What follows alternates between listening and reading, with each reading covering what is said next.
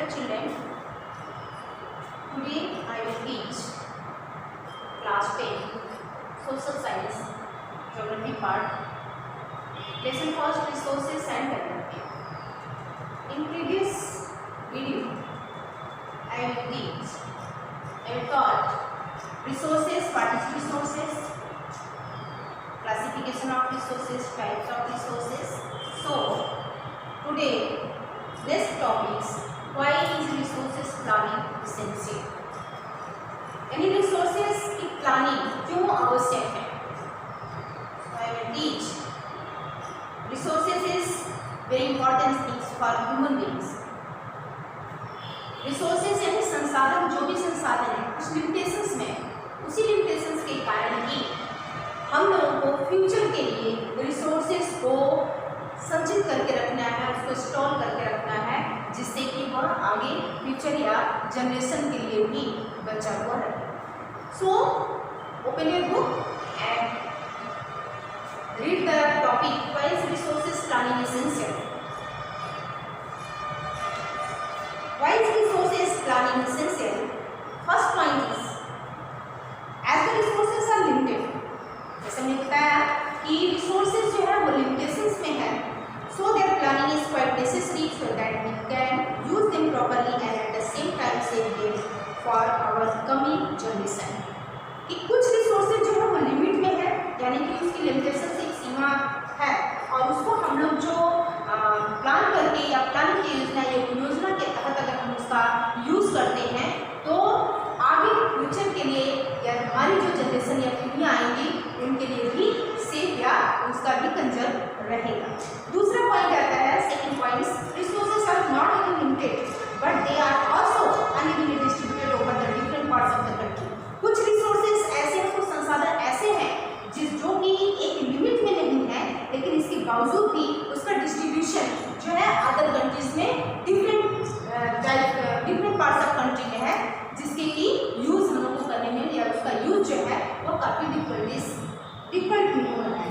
इसलिए उसका भी लिमिटेशंस, यानी कि जो अदर पार्ट में रिसोर्सेज पाए जा रहे हैं उसको यूज़ करने के लिए जो है वह विभिन्न तरीके उसके लिए चाहिए. थर्ड पॉइंट है, resources planning is also necessary to save their over exploitation. जो resources planning is also necessary to save their over exploitation. और कुछ रिसोर्सेज ऐसे हैं जिनको कि बिना प्लानिंग के हम लोग यूज़ कर रहे हैं और उसको ज़्यादा से ज़्यादा नष्ट किया जा रहा है, इसका एक्सप्लॉयटेशन किया जा रहा है. और जैसे the cutting of trees, example के तौर पर पेड़ों को काटा जा रहा है एग्रीकल्चर के लिए, कल्टीवेशन के लिए, इंडस्ट्रीज फैक्ट्रीज के लिए, कंस्ट्रक्शन के काम के लिए, रोड बनाने के लिए या रेलवे लाइन्स बनाने के लिए पेड़ों को काटा जा रहा है और उस जंगल को साफ किया जा रहा है, फॉरेस्ट को साफ किया जा रहा है. ये आगे चल करके यानी कि फ्यूचर में या भविष्य में ये बहुत बड़ा प्रॉब्लम क्रिएट कर सकता है हमारे जनरेशन के लिए, जिसका कि the greedy people of killing of rare animals by the unscrupulous hunters can play cop with our valuable resources. और कुछ लोग ऐसे भी हैं जो जानवरों को भी अपने लालचवश मार रहे हैं, लालचवश मार करके. जैसे एलिफेंट, एक एग्जाम्पल के तौर पर हम ले सकते हैं एलिफेंट के पीठ या दांत जो है उसको मार्केट में अगर एक्सपोर्ट किया जाए या बेचा जाए तो बहुत सारे फायदे या बेनिफिट उससे मिलते हैं, बहुत पैसे मिलते हैं उससे. तो लोग अपने लालचवश हाथियों की प्रजाति को खत्म कर रहे हैं या हाथियों को जो है मार रहे हैं, जिससे कि अपने लालच को पूरा कर सके. और इस तरह से जो है वैल्यूएबल रिसोर्सेज हमारे धीरे धीरे बहुत सारे ऐसे जानवर की प्रजातियां हैं जो कि धीरे धीरे खत्म हो रही है. हमारी जनरेशन या हमारी पीढ़ियां जो है उसके बारे में न जान सकेंगी न उसको देख सकेंगी. इसलिए कहा गया है कि कोई भी रिसोर्सेज को एक जो हम लोग यूज़ करेंगे यूज़ को करने से पहले प्लानिंग किया जाए. जैसे अगर किसी भी तरीके का कोई घर में प्रोग्राम होता है तो हम लोग उसको बिना प्लानिंग के कोई भी काम नहीं कर सकते. ठीक उसी तरह से हमारे जो रिसोर्सेज हैं उनको भी एक प्लान वे में एक प्लान करने के बाद ही उसकी एक योजनाबद्ध तरीके से करने के बाद ही हम लोग उसका यूज़ कर सकते हैं. उसको आगे के लिए भी हम लोग जनरेशन के लिए भी बचा करके सेव रख सकते हैं, उसका कंजर्वेशन कर सकते हैं. Next point, resources planning in India. Resource तरीके से प्लान या योजना की जा रही है या क्या प्लान या योजना है। तो in India the resources are vast but their development is sufficient और they are distributed unevenly. Some examples are as. India में भी बहुत सारे ऐसे रिसोर्सेज हैं जिनका भी विकास हुआ है, लेकिन विभिन्न डिस्ट्रीब्यूशन अनइवनली यानी कि अलग अलग जगहों पर उनका डिस्ट्रीब्यूशन है। जैसे एग्जाम्पल के तौर पर बताया गया है state like Jharkhand, Chhattisgarh, Madhya Pradesh are the rich कोली मिनरल्स। ये देश जो है, ये राज्य जो है, जैसे स्टेट में झारखंड है, उत्तर प्रदेश, मध्य प्रदेश, छत्तीसगढ़, और ये सब जो है कोल और मिनरल्स में रिच है but lack of technological and institutional support. लेकिन यहाँ पर क्या है, टेक्नोलॉजिकल और इंस्टीट्यूशनल सपोर्ट की कमी है, जिसके कारण इसका यूज एक प्लानिंग वे में नहीं हो पा रहा। Second point, Arunachal Pradesh has abundant water resources but lacks infrastructure development. यहाँ पर वाटर रिसोर्सेज के साधन हैं, लेकिन यहाँ पर इंफ्रास्ट्रक्चर डेवलपमेंट की कमी है। Rajasthan is well invent with wind and solar energy but lakhs water resources. Rajasthan में विंड एनर्जी और सोलर एनर्जी ज़्यादातर है, लेकिन यहाँ पर भी वाटर रिसोर्सेज की कमी होने के कारण भी इसका प्लानिंग या योजनाबद्ध तरीके से यूज नहीं हो पाता है। Some states like Punjab, Haryana and poor resources based but they are economically developed. Whole desert of Ladakh lacks natural resources outdoor has rich cultural heritage. Whole desert जो कि लद्दाख में है, लद्दाख होल डेजर्ट है, लेकिन वहाँ पर भी लैक ऑफ नेचुरल रिसोर्सेज, प्राकृतिक संसाधन की कमी होने के कारण भी वहाँ पर एक रिच कल्चरल हेरिटेज नहीं हो पा रहा। तो ये हमने topics wise resources planning and next topic resources planning in India. Next topics land resources. Land resources क्या है, यानी कि जो जमीन का संसाधन या पृथ्वी के जो संसाधन है या जमीन के जो संसाधन है उसके बारे में हम लोग जानेंगे। Land resources is the most important resources in our human beings. Support land is supported vegetation, wildlife, like various economic activities, transport and communication, etc. are the various important support for the land. Land is an essence for finite, therefore is the important use to level land to the various purpose carefully. अगर land के हम लोग carefully use करते हैं तो ये बहुत support हम लोग के लिए करता है, क्योंकि पृथ्वी ही ऐसी जगह है जहाँ पर कि सब कुछ पाया जाता है। पृथ्वी पर लोग कंस्ट्रक्शन का काम करते हैं, जंगल है, ह्यूमन बींग्स हैं, एनिमल्स हैं, जो भी है सब लैंड पर ही डिपेंड है। तो लैंड, नेक्स्ट टॉपिक या नेक्स्ट पॉइंट, लैंड यूटिलाइजेशन, यानी कि किस तरीके से किस वे में हम लोग इसका यूज करते हैं, इसका कैसे यूटिलाइजेशन करते हैं, कैसे इसका हम लोग उपयोग करते हैं। तो पहला पॉइंट आता है इसके लिए फॉरेस्ट, यानी लैंड यूटिलाइजेशन में फॉरेस्ट है, land not available for cultivation, यानी कि पहला कि लैंड यूटिलाइजेशन में पहला पॉइंट है फॉरेस्ट। दूसरा पॉइंट आता है land not available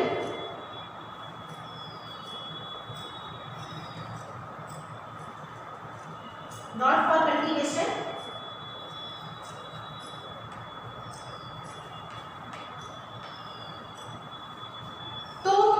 land utilization में forest, land not for cultivation, यानी कि कुछ जमीन पर लैंड का यूटिलाइजेशन के लिए जमीन को किन किन जगहों से कैसे हम लोग यूटिलाइज करते हैं। तो कुछ भाग में तो फॉरेस्ट या जंगल बसे होते हैं, कुछ भाग ऐसे हैं जो कि कल्टीवेशन यानी कि यहाँ पर एग्रीकल्चर का काम नहीं किया जाता है, कुछ ऐसे बैरेज यानी कि बंजर जमीनें पड़ी हुई हैं। और तीसरे में आता है ऑर्डर कल्टीवेशन लैंड में permanent pasture and grazing land, और कुछ जगहों पर या कुछ जमीनों पर जहाँ पर कि permanent pasture and grazing land, जहाँ पर कि चारा जानवरों के लिए उगाया जाता है और जहाँ पर कि जानवरों के चरने के लिए जमीन बनाई गई। और तीसरा पॉइंट आता है land under mature trees crop groves and not included in notes. और कुछ ऐसे हैं जैसे राजस्थान में कुछ ऐसे पार्ट हैं जहाँ पर कि कैक्टस एरिया है या कैक्टस पेड़ पौधे ही उगाए जाते हैं, वहाँ पर कल्टीवेशन का काम नहीं होता है, या वहाँ पर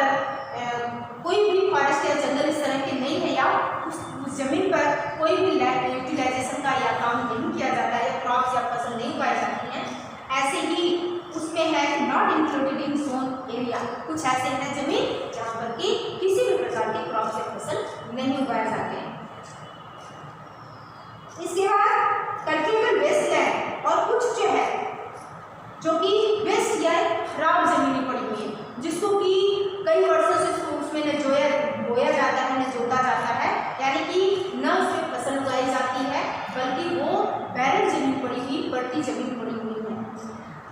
और इसके बाद ऑर्डर के करीब फॉल्स नेक्स्ट फॉर एरियाज, और कुछ जमीनें ऐसी हैं जिसको कि बोया गया है और यस यानी कि साल भर के अंदर ही जो है उसको बो दिया जाता है और जिसमें कि फसल या क्रॉप्स या फसल उगाई जाती है। तो इस तरह से लैंड यूटिलाइजेशन है, यानी कि जमीन को कितने भागों में हम लोग बांट करके यूज करते हैं। कहीं कहीं पर जंगल का एरिया लगा हुआ है, कुछ जमीनें ऐसी हैं जहाँ पर कि कल्टीवेशन या क्रॉप्स या फसल लगाई जाती है, उगाई जाती है। कुछ जमीनें ऐसी हैं जहाँ पर कि बैरन जमीनें पड़ी हुई हैं, यानी वेस्ट जमीनें पड़ी हुई जहाँ पर कि जिसको कि कभी भी बोया या जोता नहीं जाता, उसमें फसल नहीं उगाई जाती। कुछ जमीनों को हम लोग ऐसे यूज करते हैं जहाँ पर कि पास्चर है या ग्रेजिंग लैंड बना हुआ है, जहाँ पर कि जानवरों को ग्रेज किया जाता है, चराया जाता है। और कुछ जमीनें ऐसी हैं जहाँ पर कि 1-2 साल जो है सिर्फ उसको जोत करके या बो करके सौन करके क्रॉप सौन कर दिया जाता है, इसके बाद उसको हटा दिया जाता है, फिर 5-6 साल के लिए बैरन जमीन उसको छोड़ दी जाती है, पड़ती जमीन। तो इस तरह से लैंड यूटिलाइजेशन के बारे में हम लोगों ने देखा कि लैंड यूटिलाइजेशन किस डिवाइड कर दिया गया कि क्या क्या भाग, किन भागों में हम लोग उसको यूज करते हैं। नेक्स्ट टॉपिक आता है land degradation and conservation measures. Land degradation means खत्म होना या डिक्लाइन होना या उसका पतन होना।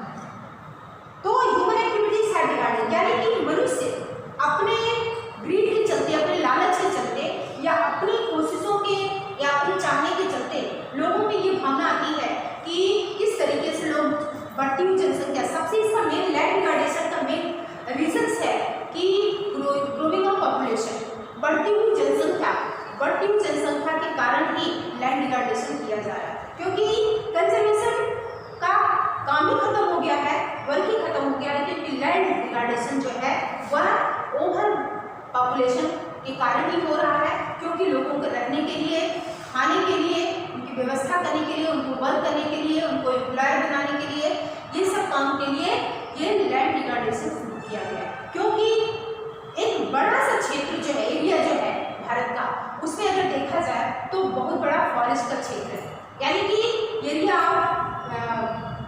Forest, this is forest area को साफ किया जा रहा है, उसको काटा जा रहा है, कटिंग किया जा रहा है, उसको पेड़ पौधों को हटाया जा रहा है। इस तरह से फॉरेस्ट के एरिया को साफ किया जा रहा है, जिससे कि पॉपुलेशन जनसंख्या की उस जगह को, पेड़ पौधों को काट करके वहाँ पर इंडस्ट्रीज, फैक्ट्रीज या कंस्ट्रक्शन या हाउसेस बनाए जाए, जिससे कि लोग वहाँ पर रह भी सके। हो सकता है तो अगर उन लोगों के लिए इंडस्ट्रीज या फैक्ट्री बनाई जाती है तो लोग वहाँ पर काम भी कर रहे हैं, जिससे कि अनएम्प्लॉयमेंट की संख्या में कमी हो सके। Human activities have degraded lands, also increase the pace of damage to lands caused by natural forces. Wastelands are degraded lands. These include rocky, barren, arid and desert areas. Currently, India has about 130 million hectares of wasteland. It comprises 28% forest degraded areas, 26% is water eroded, 10% is wind eroded, and the rest 6% is affected by saline and alkaline deposit. अब किस तरीके से land degradation में ये बताया गया है कि ह्यूमन एक्टिविटी यानी मनुष्य अपने क्रियाकलापों के द्वारा, मनुष्य के कामों के द्वारा ही किस तरीके से कहाँ पर, जैसे this included rocky, barren and arid, कहीं कहीं पर सूखा है, जैसे राजस्थान में अगर हम लोग चले जाएंगे सैंडी सॉइल है, कहीं एलुवियल सॉइल है, कहीं ब्लैक सॉइल है। इस तरह से लैंड जो है वह डिफरेंट पार्ट्स में डिफरेंट वेराइटीज के हैं। तो currently India has 130 million hectares of wasteland. आज के दिन टुडे टाइम में अगर देखा जाए तो 130 मिलियन जो है, इतनी परसेंट जो है वहाँ पर इतने वेस्टलैंड पड़े हुए हैं। तो लैंड डिग्रेडेशन में इसके मेन कारण है डेफोरेस्टेशन। डेफोरेस्टेशन मीन्स पेड़ पौधों की कटाई करना, कटिंग ऑफ ट्रीज या forest.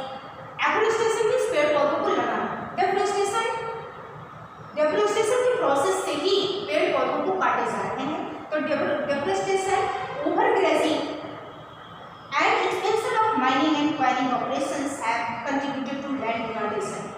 Main points land degradation के यही है, deforestation, overgrazing and expansion of mining and enquiring operations. जो माइनिंग यानी कि कोयले की खदान से कोयले को निकाले जा रहे हैं, मिनरल्स को निकाले जा रहे हैं, यह सभी लैंड डिग्रेडेशन के मेन पॉइंट्स हैं या मेन रीजंस। नेक्स्ट पॉइंट पर आते हैं, सॉइल एज ए रिसोर्स। इस सॉइल भी एक प्रकार का जैसे लैंड रिसोर्स था वैसे ही soil as a resources, land resources and soil resource. Soil resources, soil है on the basis of the factors responsible for soil information. जैसे land resources is essential for the human beings, वैसे soil is essential resources for human beings.